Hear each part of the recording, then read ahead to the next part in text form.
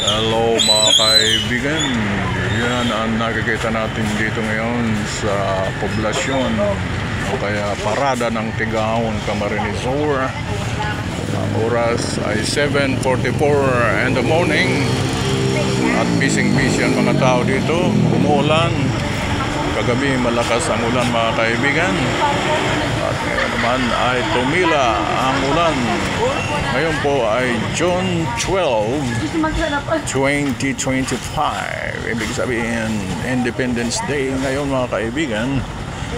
At bukas ang mga tindahan, subalit ang mga government offices ay sarado, maaaring sarado sapagkat holiday. Alam naman ninyo yan, national holiday ang Independence Day, June 12 dito po yan sa Pilipinas. Yan ang tinatawag na ulap na masyadong makulimlim at marami pang ulan. At mayroong tinatawag na LPA or medyo may masamang panahon. Subalit hindi naman malakas ang hangin. At salamat sa Diyos at medyo ulan lang. Alright mga kaibigan, saan man kayo naroon, ingat-ingat lang mga kaibigan.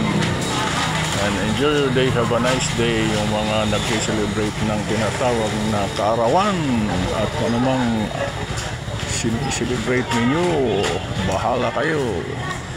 Enjoy your day and live your life to the fullest, so to speak. Alright mga kaibigan, hanggang dito na lang at short video ito. At naulan na ako dito sa labas at maaaring tayong mabasa mga kaibigan. May hinihintay tayo. So please like, share and subscribe para tayo naman ay mabuhay at hindi lang sila lang. Alright mga kaibigan, God bless and may God bless us always and forever with good health,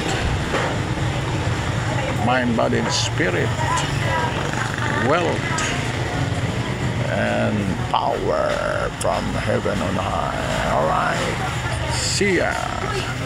Signing off.